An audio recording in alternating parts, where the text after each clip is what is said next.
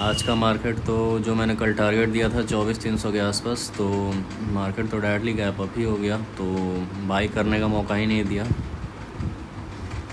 हालांकि एक चीज़ हमेशा ध्यान रखिएगा, मैं जो भी टारगेट देता हूँ अगर वो मॉर्निंग में हिट हो जाते हैं तो बाकी टाइम जो होगा ना जस्ट उसका उल्टा चलेगा। सपोज एट मैंने कॉल का टारगेट आज दिया था 24,300 के आसपास, 24,300 प्लस, तो मॉर्निंग में ये टारगेट हिट हो गया, तो इसका मतलब ये है कि अगर ऊपर का टारगेट जब पूरा हो गया है तो मार्केट अब नीचे आना तय है। सपोज एट जैसे मैं बाय पुट का टारगेट देता हूँ नीचे का, तो नीचे पुट का टारगेट अगर मॉर्निंग में ही गैप डाउन से हिट हो जाता है तो बाकी टाइम में क्या होगा, केवल रिवर्सल होगा, मतलब मार्केट फिर वहाँ से रिवर्स होके ऊपर जाने लगेगा। तो ये चीज़ हमेशा ध्यान रखिएगा, मैंने ग्रुप में भी कई बार इस बात को डाला है। चलिए, अब वैसे तो सैटरडे संडे अब 2 दिन छुट्टी है, बाकी मंडे को फिर क्या होगा तो उसका देख लेते हैं। मंडे का भी मार्केट थोड़ा सा बेयरिश टाइप का लग रहा है। हालांकि इंडिया विक्स तो अब मतलब दिन प्रतिदिन वो ख़त्म होते जा रहा है, गिरते जा रहा है। वो एक टाइम था, जैसे आपको याद होगा कि इंडिया विक्स 8, 9, 7.5 समथिंग के आसपास चला गया था। तो वैसा होगा तो फिर तो कोई मतलब का नहीं है। इंडियन मार्केट वैसे भी सड़ा हुआ मार्केट लगता है कई बार, तो इंडियन मार्केट वैसे भी ख़त्म कर दिया गया है। तो होप सो कि मार्केट जो इंडिया विक्स है उतना ना गिरे, लेकिन मैं भी धीरे धीरे वो गिर ही जाएगा, उतना पहुंच ही जाएगा। तो फिर वो इंडियन मार्केट में वही है, आपको 100 पॉइंट इधर 100 पॉइंट उधर मूवमेंट आएगा, 100-150 पॉइंट से ज़्यादा नेगेटिव मूवमेंट आपको देखने को नहीं मिलेगा। रेयरली ही होगा, वीक में 1 या 2 बार जैसे आपको 150-200 पॉइंट देखने को मिलेगा। खैर, इस सब के अलावा मैं मंडे के लिए आपको टारगेट को एनालाइज़ कर देता हूँ। चार्ट तो देख के ऐसा लग रहा है कि मंडे मार्केट को, यहाँ एक चीज़ देखिए, 24,300, 300, 400 के ऊपर में ना गैप बहुत बड़ा है। मतलब ये जो गैप है ना एज ए रेजिस्टेंस एक्ट करेगा, तो उसी कारण यहाँ पे सेलिंग आई है।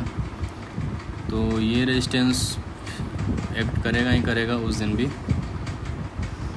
तो इसमें मैक्सिमम ये हो सकता है ना कि सपोज अगर मार्केट सपोज दैट कोई गैप अप ही होता है या फिर गैप डाउन ही होता है, तो आपको कॉल कब लेना है, जब 15 मिनट ग्रीन कैंडल क्लोजिंग 24,300 के ऊपर हो।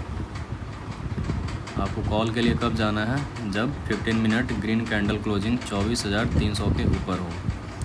तो मैक्स टू मैक्स ये कहाँ तक जाएगा, मैक्स टू मैक्स आपका ये 24,350-60 के आसपास जाएगा, उससे ज़्यादा जाने का चांसेस नहीं है। ये चीज़ ध्यान रखिएगा, 24,360-50 के आसपास जाएगा, उससे ज़्यादा जाने के चांसेस नहीं है। नेक्स्ट ये होता है कि अगर मार्केट पुट साइड में कब जाएगा, तो मार्केट को पुट साइड में जाने के लिए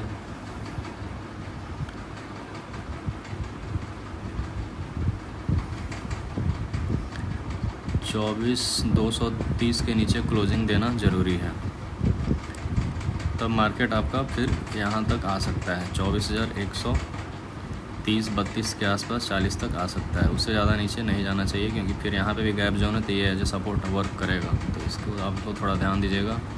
ऊपर भी बहुत बड़ा गैप है, नीचे भी बहुत बड़ा गैप है, तो दोनों सपोर्ट और रेजिस्टेंस जैसे काम करेंगे।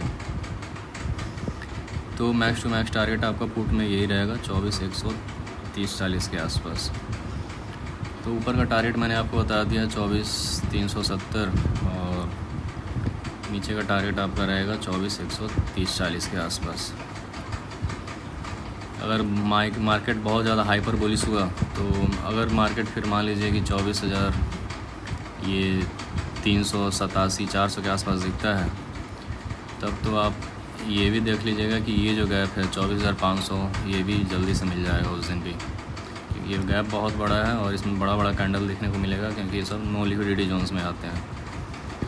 तो उसके लिए मार्केट को यहाँ पे क्लोज होना ज़रूरी है 24,380 के ऊपर। ये जो रेड लाइन दिख रहा है 24,388 प्लस है, 390। अगर इधर क्लोजिंग देता है तो फिर आपका ये वाला टारगेट इजीली आ जाएगा। तो थोड़ा सा आप ध्यान दीजिएगा। बाकी मेरे हिसाब से मार्केट का रेंज यही होना चाहिए 24,370 और 24,140 के आसपास। ये अपना एक्सेप्शनल केस है। अगर इसके ऊपर क्लोजिंग दिया फिर 24,500 कोई नहीं रोक सकता है, ये इमिनेंट है आना। तो ये मंडे के लिए मार्केट एनालिसिस है, उसी के हिसाब से आप लोग सेंसेक्स को देख लीजिएगा।